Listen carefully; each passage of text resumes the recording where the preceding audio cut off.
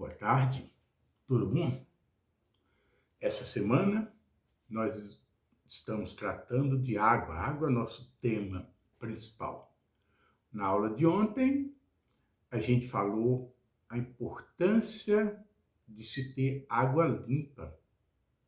Nós falamos dessa necessidade por quê? Porque a água pode trazer coisas indesejáveis para a nossa saúde, não é verdade? Então, nós falamos também dos equipamentos, das instalações que permitem com que a água limpa, água tratada, chegue à sua casa. Dentro desse conteúdo, a gente vai falar hoje de uma ETA, uma estação de tratamento de água. E na aula que vem, a gente vai falar das ETEs, estações de tratamento de esgoto. A água, depois que sai de nossa casa, ela não sai com boa qualidade por várias razões. Material proveniente de cozinha, nossos dejetos são conduzidos principalmente pela água. Então, nós sujamos essa água e nós não podemos devolver essa água de uma maneira direta, imediata, para a natureza. Mas o foco, então, é a água que recolhemos da natureza. Essa água, ela pode ter qualidades diversas. Então, a primeira coisa que a gente precisa ponderar é qual é a qualidade da água do manancial que estamos recolhendo. A gente vai comentar aqui 3 situações. Veja esta situação a partir dessa imagem, que é uma fotografia que eu fiz no Parque Nacional da Chapada dos Veadeiros. Este é o Rio Preto.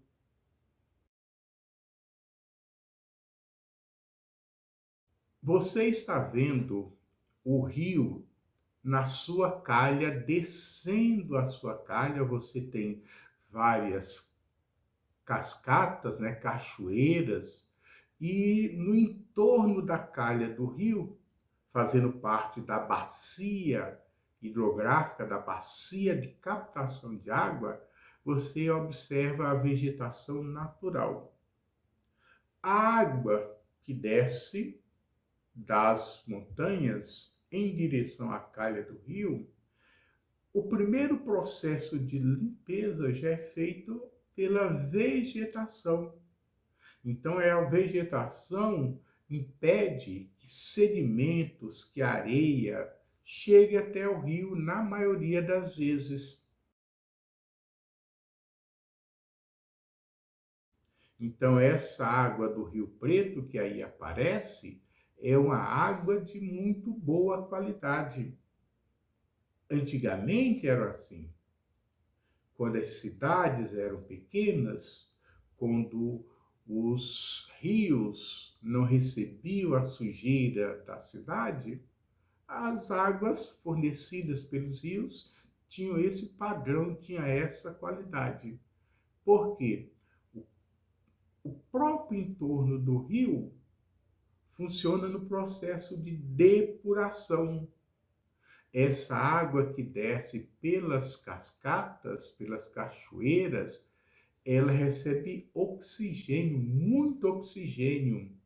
E o oxigênio é importantíssimo nesse processo de limpeza. Essa água, então, seria uma água padrão. Essa água captada, se fosse captada para levar para a população, precisaria de pouquíssimas alterações. Agora, vejamos essa outra situação. Um rio maior, que é o Rio São Francisco.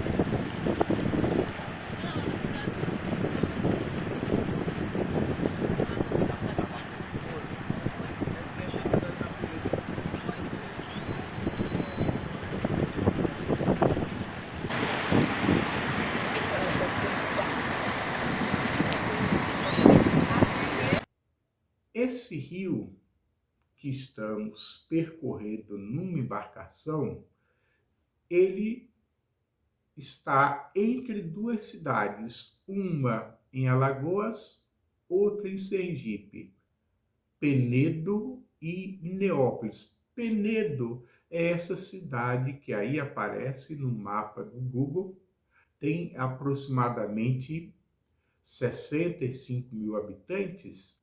A cidade de Neópolis é a cidade menor na outra margem do rio. A gente sai de Penedo, nessa viagem, vai até Neópolis para fazer a travessia do rio. Você pode fazer a travessia do rio por pontes mais adiante, né? Tem essa possibilidade. Mas eu acho muito interessante, nas minhas viagens, conhecer bem o interior do Brasil. Então, fiz questão de fazer essa travessia dessa forma, colocar o carro no barco e atravessar o Rio São Francisco.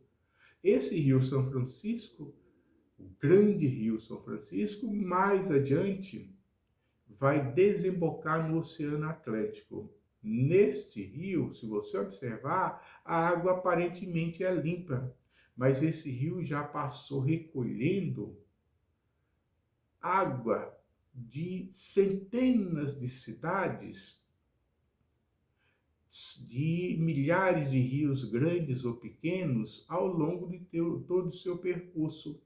Então, se a gente for observar a qualidade dessa água, mesmo o rio tendo a sua capacidade de autolimpeza, de autodepuração, obviamente não é tão boa quanto a água que seria recolhida do Rio Preto na Chapada dos Veadeiros. Então, o tratamento de água teria que ser diferente do tratamento de água que faríamos no rio, lá no Rio Preto. E essas duas imagens que aparecem na sequência.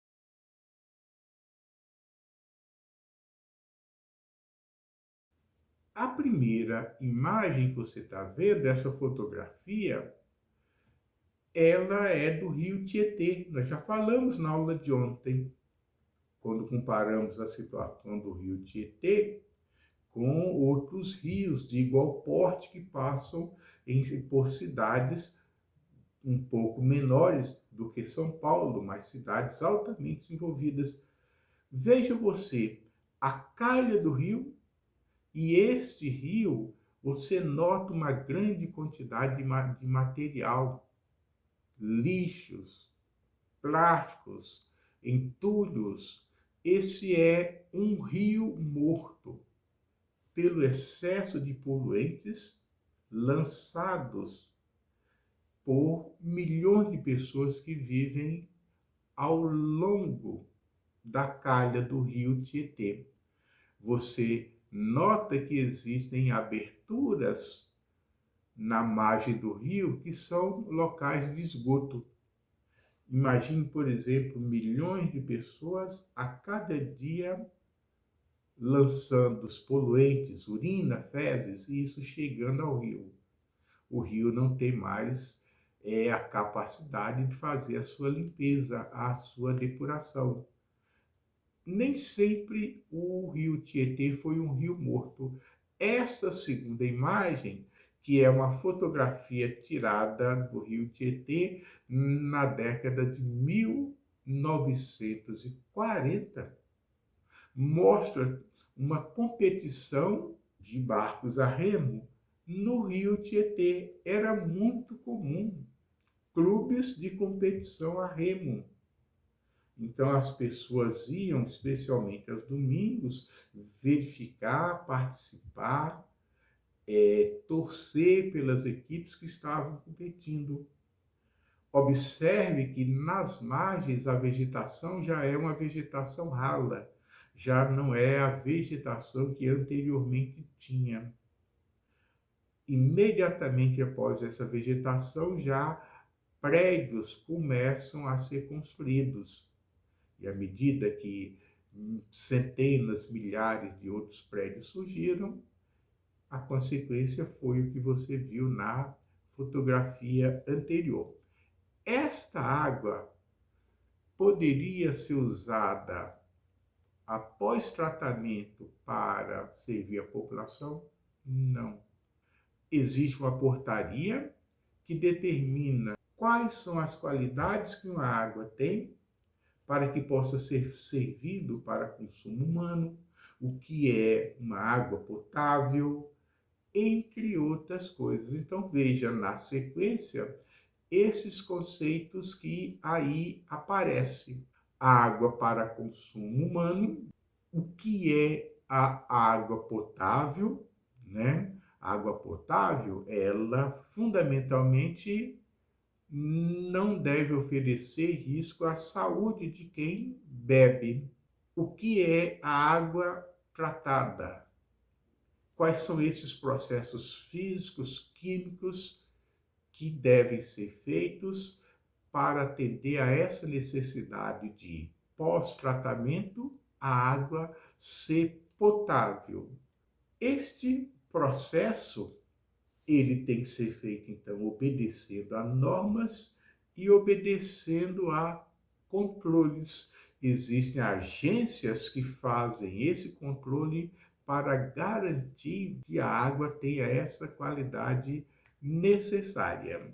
A estação de tratamento de água visa fornecer água potável.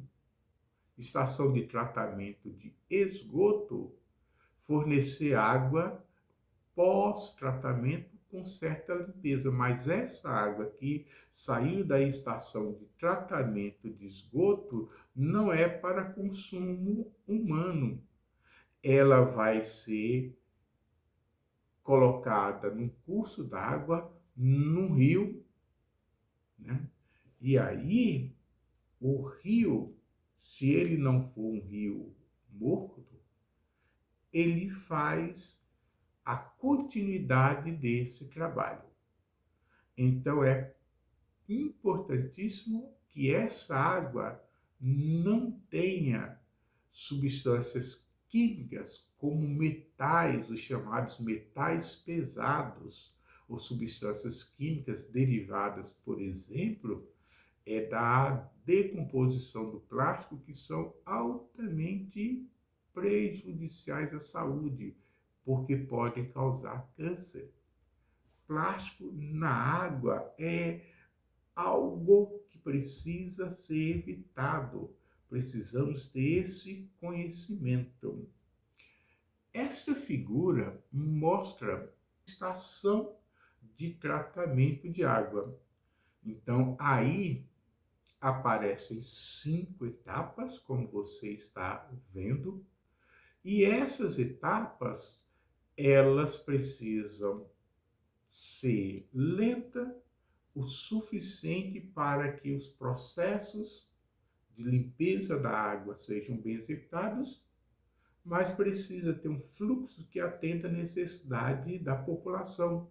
Então, a estação de tratamento de água pode, às vezes, ser de pequeno porte, para atender centenas de pessoas no lugarejo, ou pode ser uma estação de tratamento que atenda a necessidade de milhares ou mesmo milhões de pessoas. Então, as dimensões das estações de tratamento variam muito de tamanho em função desta quantidade de pessoas que vai ser atendida, mas fundamentalmente Todas elas têm essas etapas de coagulação, floculação, decantação, filtração, desinfecção, colocação de flúor, entre outras.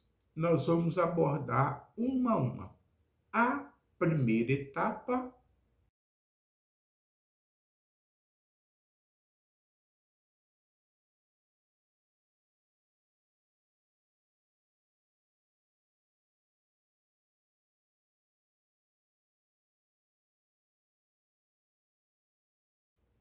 veja aí.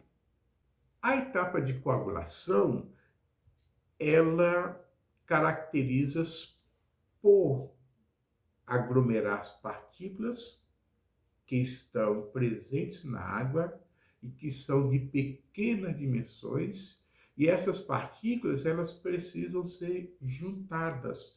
Tem um aglomerante ou coagulante que vai fazer isso. A água em um tanque adequado recebe essas substâncias químicas. Essas partículas que, por serem pequenas, elas não se sedimentam, elas vão se grudar, como essa sequência de imagens mostra elas se grudando umas às outras, as impurezas formam estruturas de maior tamanho, começam então a se precipitar e vão para o fundo do tanque. E esse material, então, vai ser separado dessa água em tanques como esse que aí aparecem, né?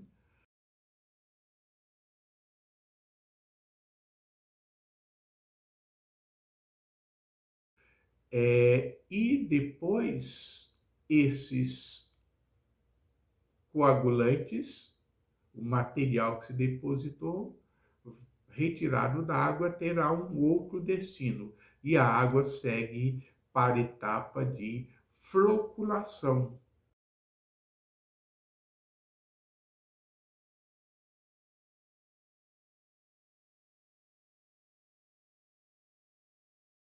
Nessa etapa, o que nós temos? Nós temos flocos, nós temos partículas que não vão se sedimentar. Então, elas vão ser colocadas junto às substâncias químicas que as manterá na superfície, formando flocos que boiam. Então, na primeira etapa, material que precisa ser juntado para descer até o fundo, aqui, material que vai ser levado à superfície. Então, existe um processo de aeração feito em grandes aeradores, que vai fazer com que isso aconteça. Então, nessas duas etapas de coagulação e floculação, nós temos diferentes estratégias para separar componentes indesejáveis que estejam presentes na água. A terceira etapa é a etapa de decantação.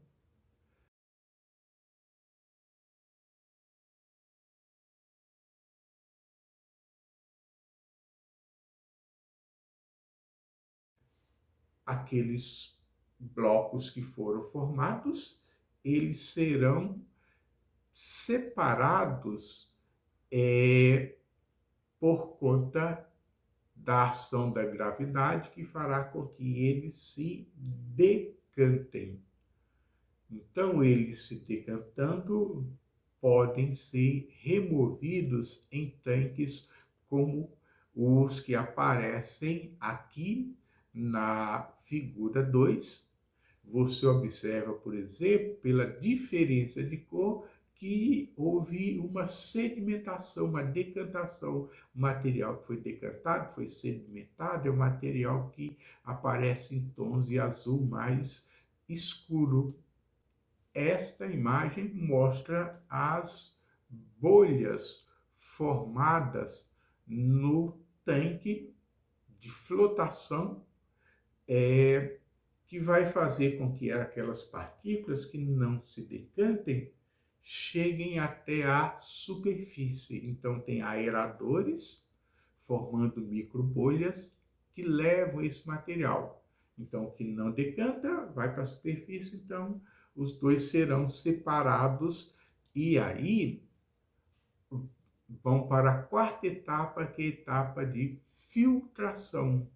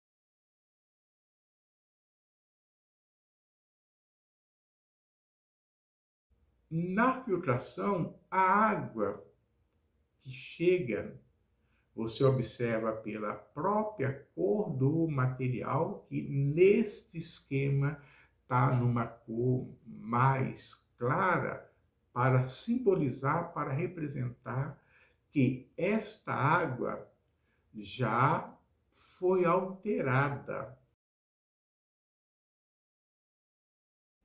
já tem qualidades diferentes da primeira água que chegou lá no tanque 1 de coagulação. Você nota isso e o desenhista mostra pelas cores. O que vai acontecer aí nesta etapa de filtração? Nesta etapa, a água vai passar por camadas de pedras, areia, carvão, de dimensões cada vez menores, e o que existe, o que restou nessa água, principalmente micro-organismos, vão sendo retidos. Então, o processo de filtração é importante para a retirada de micro-organismos presentes na água, muitos dos quais, você se lembra,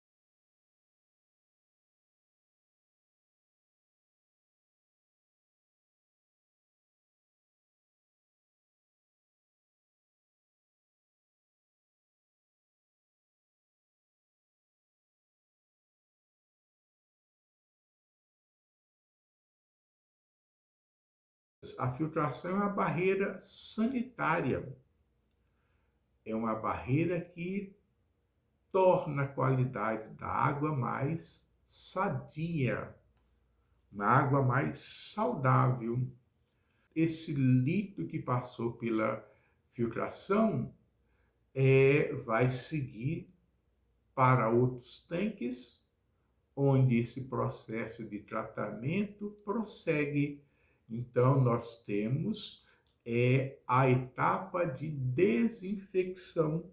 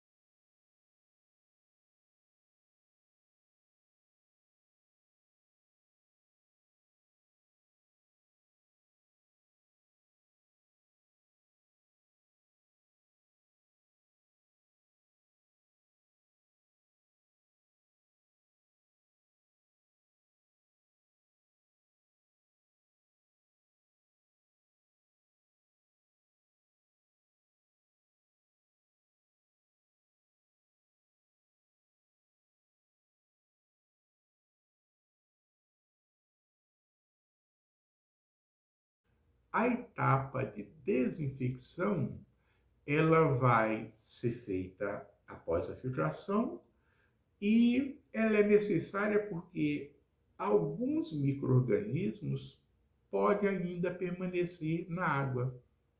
Esses micro-organismos precisam ser mortos. Então, para isso, nós usamos uma substância química que é o cloro. O cloro é um desinfetante poderosíssimo. Então, ele é usado para essa finalidade, para matar os micro-organismos. Além do cloro, existe modernamente outras possibilidades de desinfecção da água. Pode ser feito pelo uso de um gás, que é o ozônio.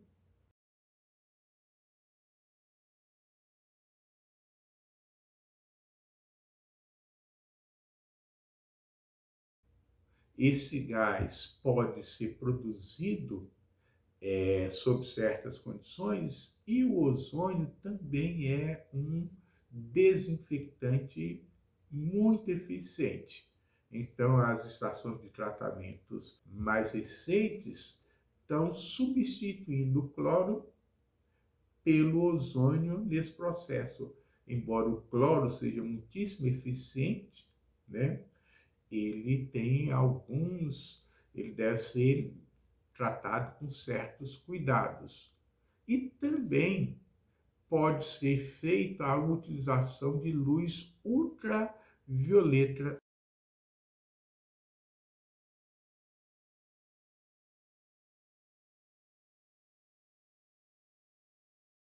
A luz ultravioleta também é um bactericida muito poderoso.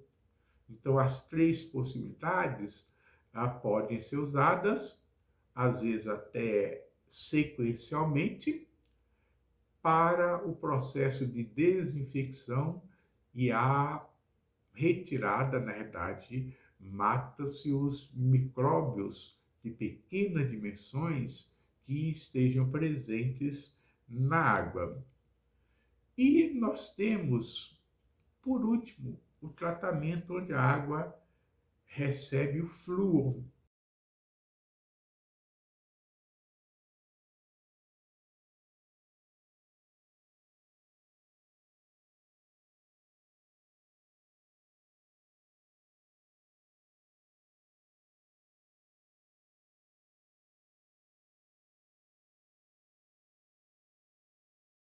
Que nós chamamos de fluoretação.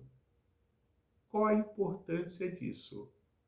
É que a água também pode ser usada no processo de prevenção. Prevenção contra algo importantíssimo que é a cárie dentária. Como é que a cárie surge? A cárie surge porque bactérias que estão presentes na nossa boca são capazes de produzir certos ácidos que vão desmineralizar a dentina, retirar minerais como cálcio e como fósforo. quando nós tomamos ao longo da nossa vida água com flúor, esse flúor nos auxilia no processo de remineralização. Faz com que os nossos ossos tornem-se mais resistentes à ação dessas bactérias. Isso no Brasil começou no século passado, no Espírito Santo, a cidade de Baixo Guandu, como aí aparece, foi pioneira. E aí a coisa funcionou tão bem, os resultados foram tão satisfatórios que as pessoas pediram e leis federais foram criadas para que as estações de tratamento colocassem flúor. Infelizmente, isso ainda não ocorre com 100% da água tratada. Tem, tem um custo, né? Aliás, todo o processo de tratamento de água é bem oneroso, custa muito. E esse custo, nem sempre, por algumas razões locais, as estações de tratamento de água não colocam flúor, o que é lamentável sob todos os aspectos. O tratamento de água é custoso. O menos custoso seria evitar que o lixo chegasse à água, que o esgoto chegasse à água, que a contaminação por fezes, por urina, por carcaças de animais chegasse à água. Mas isso depende de uma população que tenha educação em todos os sentidos. Então você, que é uma pessoa educada, pode associar a outras pessoas educadas como você para instruir as pessoas, para liderar pessoas nesse processo de preservação da qualidade de nossas águas. Na próxima aula, amanhã, a gente vai falar de esgoto, fechando então esse assunto. Tchau, até amanhã.